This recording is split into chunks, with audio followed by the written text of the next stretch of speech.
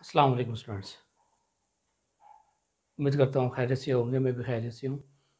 आज हम जो अपना नेक्स्ट टॉपिक करने लगे हैं वो है जो श्रोडिंगर वेव इक्वेशन उसकी एप्लीकेशन करने लगे हैं, जिसका नाम है स्टेप पोटेंशियल। स्टेप पोटेंशियल क्या है? इसमें ऐसे होता है, इसमें हमारे पास दो पोटेंशियल्स होते हैं और उन दो पोटेंशियल्स के दरमियान अब्रप्टली चेंज आता है। जो चेंज आएगा वो कुछ इस तरह से में शो होगा कि जैसे कि कोई स्टेप होता है। इसी वजह से हम इस टॉपिक को स्टेप पोटेंशियल बोलते हैं कि पोटेंशियल का एक स्टेप आ गया। ये डायग्राम आप देख रहे हैं, इस डायग्राम में हमारे पास इनिशियली ये अलॉन्ग एक्स एक्सिस है, अलॉन्ग एक्स एक्सिस, और इधर जो पोटेंशियल है वो कांस्टेंट पोटेंशियल है ज़ीरो तक।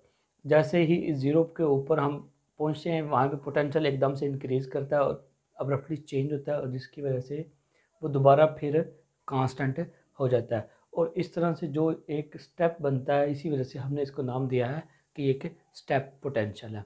अब इस स्टेप पोटेंशियल के जो ग्राफ कह लें, हमारे पास एक्स के दरमियान और पोटेंशियल वी नॉट के दरमियान ये ग्राफ है। इस ग्राफ को हमने दो हिस्सों में डिवाइड कर दिया, एक रीजन 1 कह दिया और दूसरा रीजन 2 कह दिया। इस रीजन को हमने x लेस देन 0 कह दिया कि 0 से लेस देन है, और इस रीजन को हमने x ग्रेटर देन 0 कह दिया कि ये वाला रीजन x ग्रेटर देन 0 है।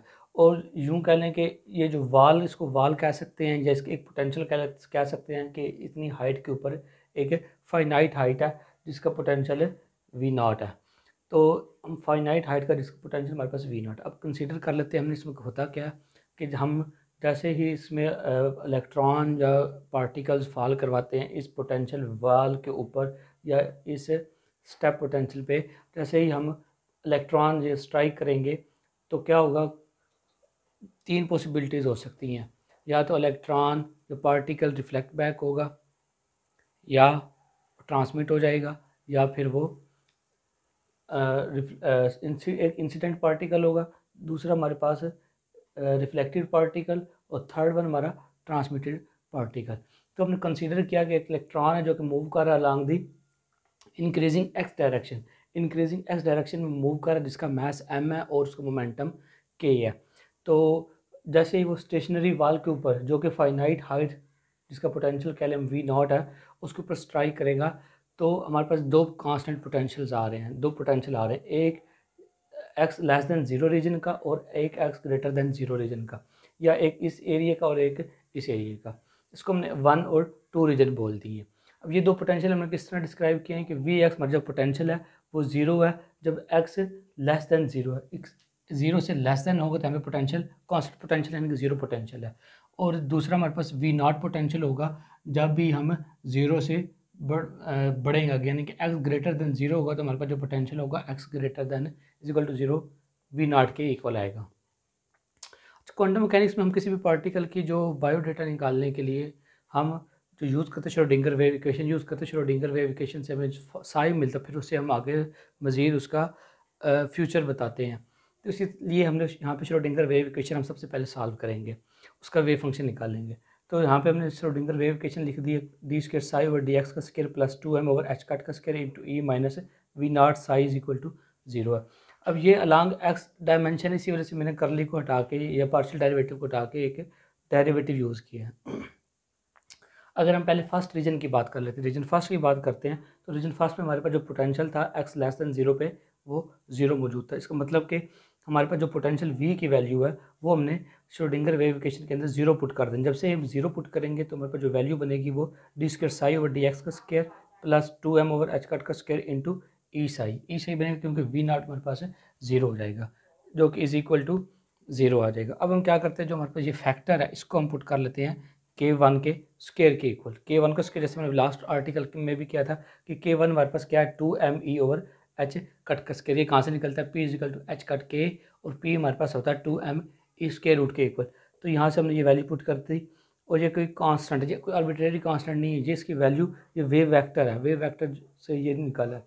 जैसे हम आम रूटीन में कोई कांस्टेंट लेते हैं a b c just a constant होता है, लेकिन ये कांस्टेंट ऐसा वैसा कांस्टेंट नहीं है, ये वेव नंबर को वेव वेक्टर को रिप्रेजेंट कर रहा है k1।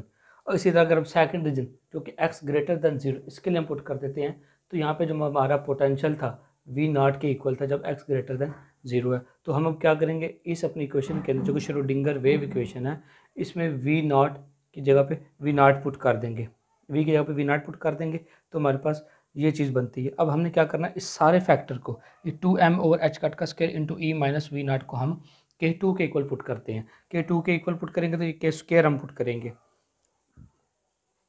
क्योंकि स्क्वायर रूट है, इस वजह से हमने ये इसका K2 का स्क्वायर इंटू साई 2 ले लिया। अब हमारे पास जो दो इक्वेशन बन गए, ये इक्वेशन बन गई और एक ये इक्वेशन बन गई है। अब ये हमारे पास सेकंड ऑर्डर डिफरेंशियल इक्वेशन है। ये हमारे पास जो इक्वेशन है, एक ये इक्वेशन बन गई और ये इक्वेशन बन गई। अब इनका अगर मैं सोल्यूशन लिखूँ, क्योंकि सेकंड ऑर्डर डिफरेंशियल इक्वेशन और हमें पता है सेकंड ऑर्डर डिफरेंशियल इक्वेशन को कैरेक्टरिस्टिक इक्वेशन लेते हैं, फिर उसके साथ सॉल्व करते हैं। तो यहाँ पे हम डायरेक्ट उसको सॉल्व करेंगे, क्योंकि काफ़ी लेंथी प्रोसीजर है, सिर्फ और सिर्फ हम इसका सोल्यूशन लिखेंगे।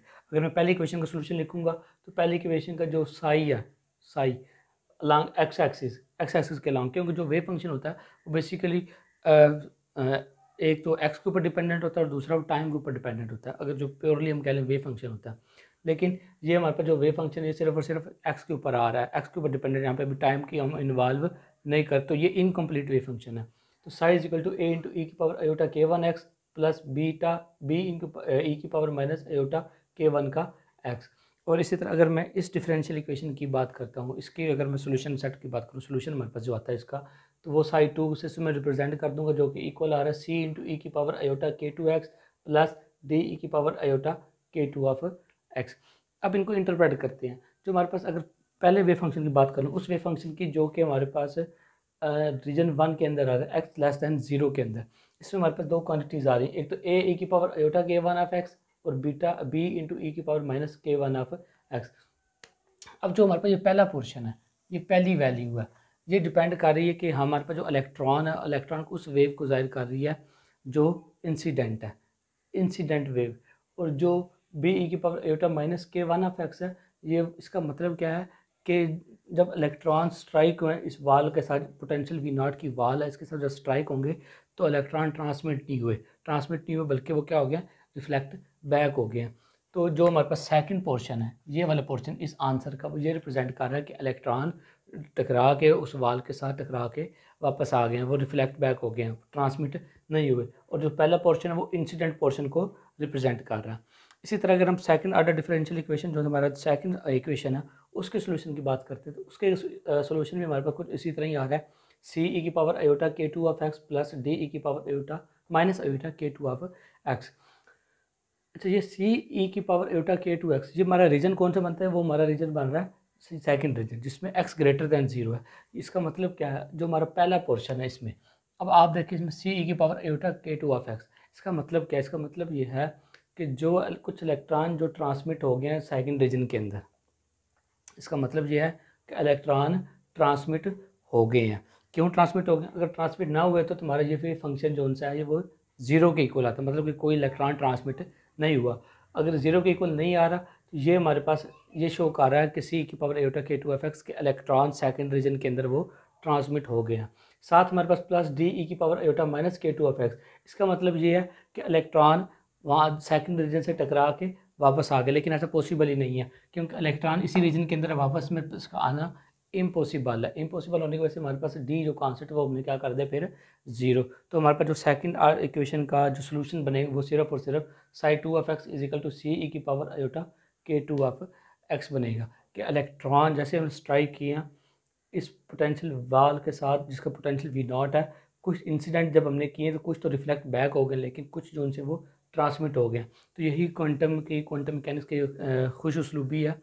क्वांटम मैकेनिक्स के अंदर पार्टिकल किसी भी वाल को, एक फाइनाइट पोटेंशियल की वाल को वो क्रॉस कर सकता है, लेकिन क्लासिकल के अंदर ऐसा पॉसिबल ही नहीं है कि दीवार के अंदर से या किसी हाइट के ऊपर से हम क्रॉस कर सकते, ऐसा मुश्किल है, नामुमकिन है। लेकिन क्लासिकल के क्वांटम के अंदर ऐसा पॉसिबल है। तो ये हमारा सोल्यूशन आ जाता है साई 2, दो वेव फंक्शन आ जाते हैं जो कि इनकम्प्लीट वेव फंक्शन है अभी, क्योंकि इसके अंदर टाइम का जो पैरामीटर वो इन्वॉल्व नहीं है, इसकी वजह से ये इनकम्प्लीट वेव फंक्शन है। अब जो वेव फंक्शन की जो खासियत होती है वो ये होती है कि वेव फंक्शन कंटिन्यूस होता है बाउंड्री कंडीशंस के ऊपर। ये जो बाउंड्री है, इस बाउंड्री के ऊपर, ये जो हमारे पास गिवन बाउंड्री, इस बाउंड्री के ऊपर जो वेव फंक्शन हमारा क्या होगा, कंटिन्यूस होना चाहिए। कंटिन्यूस होने के लिए हमने इसकी कंडीशन पुट की है, मस्ट भी कंटिन्यूस होना चाहिए और उसका जो डेरिवेटिव है उसी बाउंड्री कंडीशंस के ऊपर वो भी इक्वल आने चाहिए, सेम होने चाहिए। जैसे अगर हम उसका कंटिन्यूस प्रूव करेंगे तो कंटिन्यूस के लिए साई को हम 0 पुट कर लेंगे एक्स, क्योंकि बाउंड्री की बात करें तो इस बाउंड्री के ऊपर हमने अपने वेव फंक्शंस को कंटिन्यूस प्रूव करना, और इसी तरह हमने उसको डेरिवेटिव लेंगे, वो भी हमने उसको प्रूव करने का डेरिवेटिव उसके इक्वल है। और होने भी चाहिए कि इस बाउंड्री के ऊपर, दोबारा सुन लें कि इस बाउंड्री के ऊपर जो कि x इजिकल टू 0 के ऊपर जो वेव फंक्शन इंसिडेंट का और ट्रांसमिटेड का दोनों का जो वैल्यूज हैं वेव फंक्शन वो कंटिन्यूस भी होने चाहिए और उनके डेरिवेटिव जो उनसे वो भी इक्वल होने चाहिए, ये कंडीशन है। तो सबसे पहले हम देख लेते हैं कि कंटिन्यूस क्या कि हमने अपने वेव फंक्शन जो हमारे पास मिला है, एक हमारे पास ये वेव फंक्शन मिला, इसको मैं इक्वेशन 3 कह देता हूँ और इसको मैं इक्वेशन 4 कह देता हूँ, ऐसे कर इसको 3 कह देते हैं और इसको हम 4 कह देते हैं। अब हमने क्या करना है, x की जगह पे 0 पुट करना है अपनी इक्वेशन 3 के अंदर।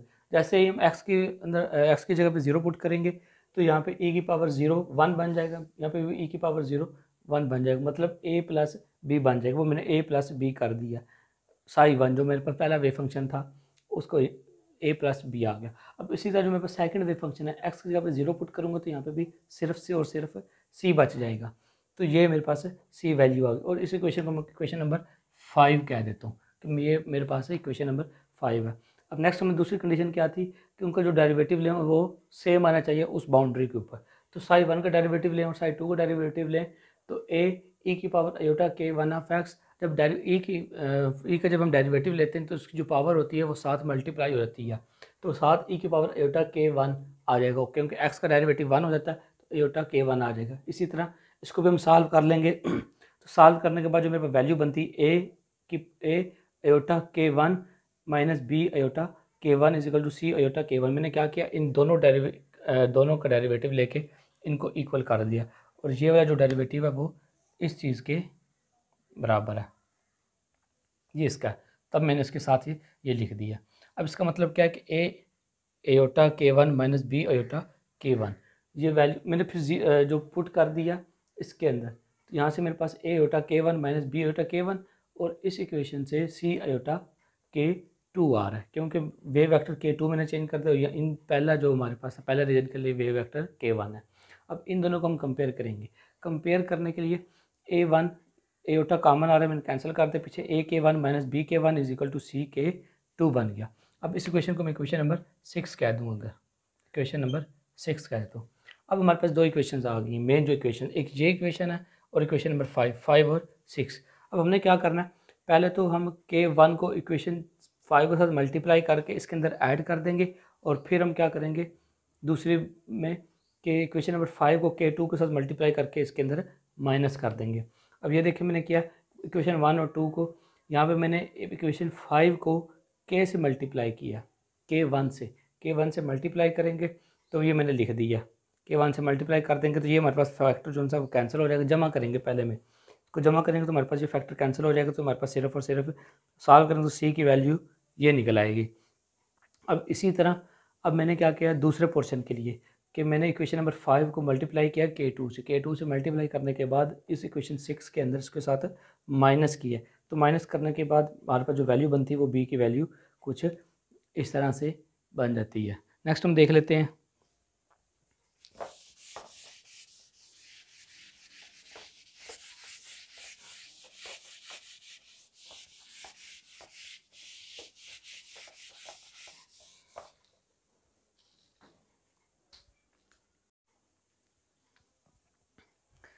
अब नेक्स्ट हमने देखना है कि हमारे कितने इलेक्ट्रॉन्स ट्रांसमिट हुए हैं, कितने रिफ्लेक्ट हुए हैं उस इंसिडेंट्स में से। तो सबसे पहले हम देख लेते हैं कि हमारे पास जो फार्मूला है ट्रांसमिटेंस का और रिफ्लेक्टेड का, जो हमने कैलकुलेट किए हैं।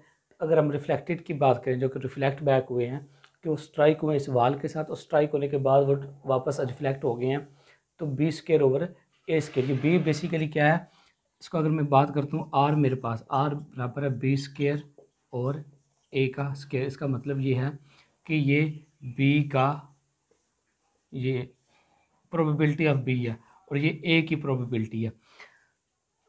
रिफ्लेक्टेड का मतलब कि बी हमारे पास है ये नंबर ऑफ इलेक्ट्रॉन्स जो कि टकरा के वापस आ रहे हैं, नंबर ऑफ या इंटेंसिटी ऑफ इलेक्ट्रॉन्स रिफ्लेक्टेड, तो ये रिफ्लेक्टेड कोफिशिएंट आ जाएगा इस तरह से। और ए क्या है, नंबर ऑफ या इंटेंसिटी ऑफ इलेक्ट्रॉन्स इंसिडेंट। क्योंकि हमारे पास जो पहला वेव फंक्शन साई था वो था ए की power iota k one of x plus B A की power minus iota k one of x. इसमें हमने क्या कहा था कि जो हमारे पास ये पहला वेव फंक्शन का पहला पार्ट है ये मैं रिप्रेजेंट कर रहा है कि जो हमने इंसिडेंट किए हैं, तो इंसिडेंट्स में जब, और दूसरा पार्ट हमारे पास है ये रिप्रेजेंट करता है जो रिफ्लेक्ट बैक हुए हैं। तो अगर मैं टोटल को जो रिफ्लेक्टेड बैक हुए हैं उसके ऊपर डिवाइड, रिफ्लेक्टेड को टोटल के ऊपर डिवाइड कर दूंगा तो मेरे पास रिफ्लेक्शन का कोफिशिएंट आ जाएगा कितने जो सा रिफ्लेक्ट हुआ मेरे पास। इसी तरह ट्रांसमिटेंस की मैं बात करता हूँ तो ये फार्मूला अंडरस्टूड है कि यहाँ पे हमने क्या करना है, सी स्क्वायर ओवर ये भी ए स्क्वायर है, ए स्क्वायर यानी कि वो इसी तरह ही है कि वो probability of C probability of A के कितने ट्रांसमिट हो गए हैं, यानी कि सी कितने ट्रांसमिट हो गए हैं और कितने टोटल हमारे पास ए की जो प्रोबेबिलिटी थी उसमें से। तो इस तरह से हमारे फार्मूला साथ में K2 और K1 मल्टीप्लाई कर देना है। ये समझने के लिए इतना ही, लेकिन इसके मैथमेटिकली एक डेरिवेशन, कंप्लीट डेरिवेशन होती है, लेकिन यहाँ पे मैंने सिर्फ टाइम की बचत के लिए इसके ये काम किया कि मैंने फार्मूले ये डायरेक्ट लिख दिए। दोबारा देख ले कि जो रिफ्लेक्शन कोफिशिएंट वो बी स्क्वायर ओवर ए स्क्वायर है। बी हमारे पास था कि जो रिफ्लेक्ट हुए हैं और ए वो थे जो हमारे पास जो हमने इंसिडेंट किए थे।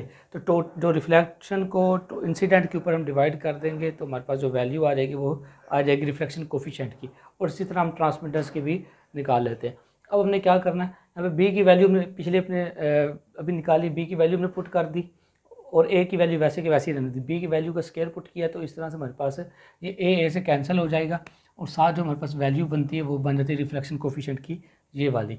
इसी तरह टी के अंदर भी हम वैल्यूज़ पुट कर देते हैं, K2/K1 तो वैसे का वैसे ही आ जाएगा, C2 स्क्वायर की वैल्यू पुट कर देंगे तो यहाँ पे भी ए से जब कैंसिल हो जाएगा तो हमारे पास ये वैल्यू टी की आ जाएगी। अब ये हमारे पास अगर हम किसी भी स्टेप पोटेंशियल कहते हैं, अगर हम इलेक्ट्रॉन्स की रिफ्लेक्शन कोफिशिएंट या ट्रांसमिशन कोफिशिएंट निकालना चाहें तो हम इसे निकाल सकते हैं। अब हमारे पास दो केसेस है। क्लासिकल कहती है कि अगर आप इलेक्ट्रॉन को अगर कोई पार्टिकल है फॉल करवा रहे हैं या एक आगे हिल आ गई कोई भी, तो जब तक उस पार्टिकल की या उस ऑब्जेक्ट की एनर्जी इतनी नहीं होगी कि जितनी उसकी पोटेंशियल एनर्जी, उस हिल की पोटेंशियल एनर्जी है, तब तक वो उसको क्रॉस नहीं करेगी। जैसे हम समटाइम ऐसे होता है कोई, हम एक पहाड़ लेने, पहाड़ को अगर साइकिलिस्ट है वो साइकिल चला रहा है उसके ऊपर, तो जैसे ही ऊपर जाएगा जब तक उसकी एनर्जी उस पहाड़ की एनर्जी के पोटेंशियल एनर्जी की इक्वल नहीं होगी तब तक वो उसको क्रॉस नहीं कर पाएगा, तो वो डेफिनेटली वो रिफ्लेक्ट बैक होगा। लेकिन क्लासिकल के तो ये नज़रिया में है। लेकिन क्वांटम की अगर हम बात करते हैं तो क्वांटम क्या कहता है, इसमें से कुछ ना कुछ पार्टिकल्स लाजमी तौर पर वो ट्रांसमिट हो जाएंगे। अब हम देख लेते हैं कि पहला हमने केस लिया कि जब पार्टिकल की एनर्जी ग्रेटर है पोटेंशियल एनर्जी से, डेफिनेटली क्लासिकल में भी वो फिर क्रॉस करेगा क्योंकि उस पार्टिकल की, उस ऑब्जेक्ट की एनर्जी उस हिल की पोटेंशियल एनर्जी से ज़्यादा है, तो वो उसको क्रॉस कर जाएगा। वो क्वांटम के अंदर भी वो लाजमी तौर पर उसको क्रॉस करेगा। तो ये कंडीशन हमने देख लेते हैं। इनिशियली हमने K1 जो पुट किया था वो ये K1 पुट किया था और K2 हमारे पास इस चीज़ के इक्वल था। अब हमने केस क्या लिया कि जब हमारे पास energy very very greater than V0 से ग्रेटर है तो हम V0 को क्या कर देंगे, हम निगलेक्ट कर देंगे, यानी कि उसको ज़ीरो कर देंगे। ज़ीरो करने से हमारे पास K1 और K2 दोनों के दोनों सेम आ जाएंगे। जब सेम आ जाएंगे यानी कि K1 और K2 बराबर हैं तो हम बता सकते हैं कि हमारे पास रिफ्लेक्शन कोफिशिएंट कितना होगा और ट्रांसमिशन कोफिशिएंट कितना होगा। अगर मैं ट्रांसमिशन कोफिशिएंट की बात करूं K1 और K2 में, इस T के अंदर जहाँ पे K2 वहाँ पे K1 पुट कर दिया तो मेरे पास जो वैल्यू आती है वो T=1 है, यानी कि इसमें ट्रांसमिशन हुई है। और सेकंड वन क्या है, जब रिफ्लेक्शन में बात करते हो तो मेरे पास ज़ीरो आंसर आता है। ज़ीरो इसलिए आता है, इसका मतलब क्या है कि सारी की सारी ट्रांसमिशन होगी या रिफ्लेक्शन नहीं हुई, कोई भी इलेक्ट्रॉन वापस नहीं है। कब, जब हमारे पास उस इलेक्ट्रॉन की जो एनर्जी थी वो ग्रेटर देन थी उसके पोटेंशियल की एनर्जी से। इसी तरह क्लासिकल में भी यही है कि अगर उस पार्टिकल की एनर्जी, उस ऑब्जेक्ट की एनर्जी उस हिल से ज़्यादा होगी, उसकी पोटेंशियल एनर्जी से ज़्यादा होगी तो वो डेफिनेटली उसको क्रॉस करेगा। और क्वांटम के अंदर भी हमने देख लिया कि अगर उसकी एनर्जी ज़्यादा होगी तो वो उसको क्रॉस करेगा। नेक्स्ट हम देख लेते हैं कि जब हमारे पास एनर्जी लेस दैन होती है V0 से तो तब हमारे पास क्या सीन बनता है।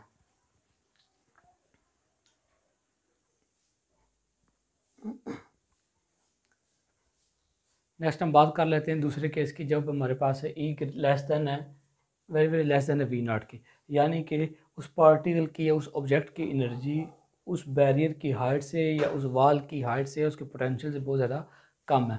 क्लासिकली तो मेरे पास यही नज़र आ रहा है कि जब भी उसकी एनर्जी कम होगी तो वो पार्टिकल या वो ऑब्जेक्ट उस हाइट पे या उस हिल के ऊपर नहीं चढ़ सकेगा।